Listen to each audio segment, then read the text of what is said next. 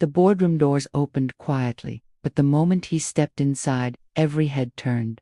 For a second, there was silence, then someone laughed. It started small, just one executive at the far end of the table, leaning back in his chair, shaking his head like he had just seen something ridiculous. Then another joined, and another. Within seconds, the entire room was filled with low chuckles, smirks, whispers that weren't even trying to be hidden. A black man in a worn-out janitor uniform stood at the entrance, holding a thin file in his hand. His shoes were slightly scuffed, his sleeves rolled, his presence completely out of place in a room filled with tailored suits and polished confidence. "You lost," one of the executives said, barely holding back a grin. Another leaned forward, tapping his pen against the table. "Maintenance is scheduled after hours, not during leadership meetings." More laughter. The man didn't react. He just walked forward slowly, calmly, like the noise around him didn't exist.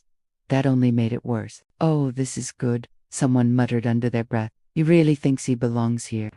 At the head of the table, the CEO finally spoke, his tone controlled but clearly irritated. "Excuse me," he said, adjusting his cufflinks. "This meeting is restricted. You need to step out." Still, no reaction. The man reached the center of the room and stopped. "I know," he said. The simplicity of the answer caught a few people off guard. But then the laughter came back even louder. "Then why are you still standing there?" another executive asked. Before he could answer, security was already moving. Two guards stepped in from the side, walking toward him with the kind of confidence that comes from routine. This wasn't new to them. "Remove the problem. Restore order. Sir, you need to come with us," one of them said, reaching out. The man finally lifted his hands slightly, not aggressive, not defensive, just enough to pause them. "Give me 1 minute," he said calmly. One of the executives scoffed loudly. "You don't get a minute in here." Another added, "You're already getting more time than you deserve." The CEO sighed, clearly done with the situation. "Remove him." The guards stepped closer again, and then every screen in the boardroom went black, not flickered, not glitch black. The room fell into a different kind of silence, confused this time. "What just happened?" someone asked. The main presentation display, which had been showing financial projections moments ago, now showed nothing but a dark screen. One executive tapped his tablet. Nothing. Another tried his laptop. "Dead." "What is this?" the CEO snapped, standing up now. Then came the sound, a soft click, then another. The doors locked. One of the guards immediately turned, grabbing the handle and pulling. It didn't move. "What the hell?" he muttered, trying again. "Keycard," someone said. The guard swiped. Red light. Again red. "It's not working." A ripple of unease spread across the room. Phones came out. No signal. No connection. Now the room wasn't laughing. Now it was listening. The man in the janitor uniform took one more step forward. And for the first time, he looked directly at the CEO, calm, unshaken, in control. "You should really be more careful about who you ask to leave," he said. The CEO's expression hardened. "What did you do?" The man tilted his head slightly. "Nothing you didn't already give me access to." Confusion deepened, then irritation. "Enough games," the CEO said sharply. "Who are you?" The man opened the file in his hand slowly, neatly, deliberately. "I asked for 1 minute," he said, "so I'll take it now." No one interrupted this time, because something had shifted, something they couldn't quite explain yet. "My name," he began, "is Marcus Reed." No reaction. The name didn't land. "Not yet. I've been working in this building for 8 months, he continued, cleaning offices, emptying trash, fixing things people don't notice until they stop working. A few uncomfortable glances were exchanged. Still confusion, still impatience. And in those 8 months, Marcus said, flipping a page in the file, "I've learned a lot." The CEO crossed his arms. "About cleaning." Marcus looked up. "No," he said. "About you." Silence. Real silence this time. Not laughter. Not whispers. Just attention. "You talk a lot in this room," Marcus continued. "You assume no one is listening unless they're sitting at this table." No one spoke, because now they were listening. "Conversations about numbers," he said. "Decisions about people. Deals that shouldn't exist. The CEO's jaw tightened. You're out of line. Marcus didn't even acknowledge it. Accounts moved off record. He went on. Contracts signed through shell companies. Payments that don't match the reports you present to your investors. A chair shifted loudly. Someone muttered, "This is ridiculous." But it didn't sound confident. It sounded nervous. The CEO stepped forward slightly. "If you think you can walk in here and make accusations—" "I'm not making accusations," Marcus said calmly. He reached into his pocket, pulled out a small device, pressed a button. The screens came back to life, but not with the company presentation. With files, documents, emails, bank transfers, names, dates, numbers, all displayed clearly, all undeniable. The room froze. One executive leaned forward, eyes wide. "Where did you get that?" Marcus didn't look at him. "I didn't get it," he said. "I collected it." The CEO's voice dropped. "You're finished." Marcus finally smiled. Not wide, not arrogant, just certain. "No," he said quietly. "You are." The CEO took a step closer. "You have no idea who you're dealing with." Marcus met his gaze without hesitation. "That's where you're wrong." He closed the file slowly, then said the one thing that shattered everything. "I own 51% of this company." Silence didn't just fall, it collapsed. Heavy, unavoidable, impossible to ignore. One executive actually laughed again, but this time it was different. Forced, desperate. "That's not possible." Marcus didn't respond. He simply reached for the remote on the table, pressed a button. The screen changed again. Legal documents, shareholder records, his name, clear, verified, majority stakeholder. The CEO's face lost all color. "That's—" he started, but the words didn't finish. Marcus stepped closer now. No longer the outsider. No longer the joke. The room had flipped. Completely. "You were so busy looking down on me," he said, his voice still calm but cutting deeper now. "You never thought to look into who actually owns your power." No one moved. No one spoke, because there was nothing left to say. "I didn't come here to embarrass you," Marcus continued. "You did that yourselves." He glanced around the room, at every face that laughed, every person who dismissed him. "I came here to end this." The doors unlocked with a soft click. The guards stepped back without being told. The control was gone. Just like that. Marcus turned slightly, heading toward the door, then paused.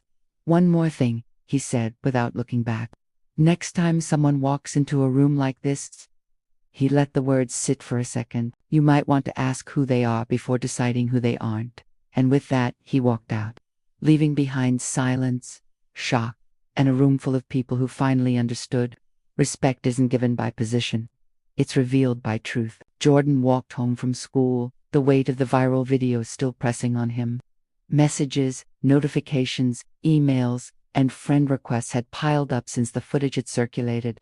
Some were from strangers, some from peers who had ignored him or laughed at him in the past. Every message carried a mix of curiosity, admiration, or guilt. Jordan spent hours scrolling through them, reading, sometimes replying, sometimes just absorbing the words. Each story, each comment, reminded him that his experience had reached farther than he had imagined. The next morning, a notification from a local news outlet appeared on his phone. They wanted to interview him about the incident. Jordan hesitated, recalling the fear and humiliation of that day. For weeks, he had avoided cameras and reporters, but now it felt different. This wasn't about attention. It was about impact. Sitting in the studio the next day, bright lights aimed at him, microphones poised, he spoke without rehearsed lines. "Fear doesn't leave you just because people hear your story," he said. "It stays until you turn it into something you can control. Sharing my experience gave me power over the fear I once had." The interview clip spread quickly. Teenagers, parents, teachers, and even some officers reached out privately. They thanked him, asked questions, and sought guidance. Jordan responded with patience, offering advice on staying calm during encounters with authority, asserting oneself respectfully, and making sure a voice is heard without putting oneself in danger. Slowly, he realized the fear that had once dominated him was shifting.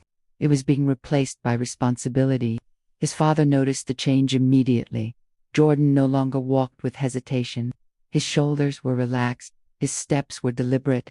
He moved through the world with quiet confidence, understanding his own strength without needing approval. One afternoon, while walking home, a car slowed beside him. Jordan's chest tightened reflexively, but the driver rolled down the window with a warm smile. "Hey, Jordan," the man said. "I just wanted to say thank you for sharing your story, for showing people courage." Jordan nodded, unsure what to say. The car drove away, leaving a warmth in him that recognition had never given before. From that day on, he began noticing these small gestures more often. Classmates pausing before teasing, strangers acknowledging him with a nod, teachers checking in with genuine concern. The world around him was changing, and he was seeing the ripples he had created. Motivated by the growing response, Jordan and his father began designing a workshop curriculum to share with schools and community centers.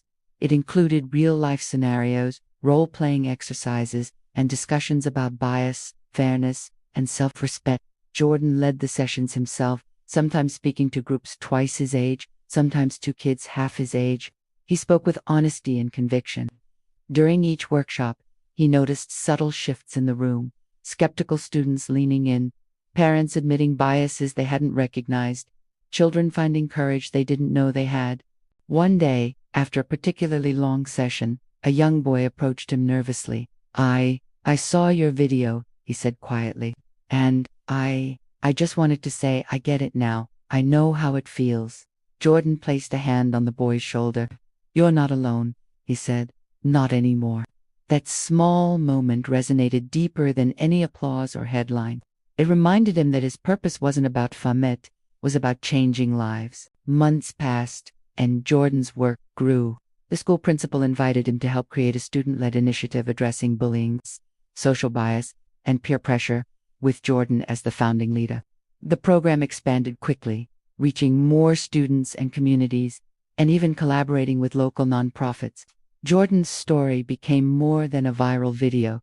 It became a movement, a symbol of resilience and empowerment. Even the officers involved in his original ordeal reached out.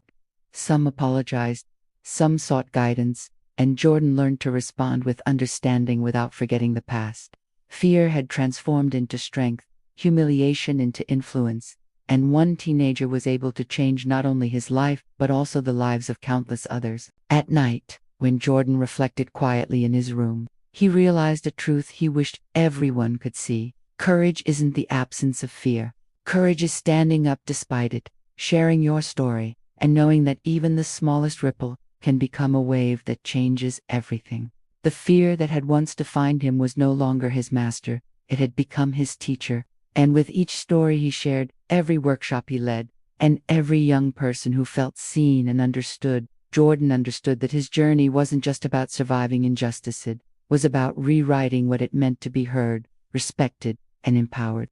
He had transformed pain into purpose, and the lessons he had learned would ripple through the lives of others long after the cameras and headlines faded.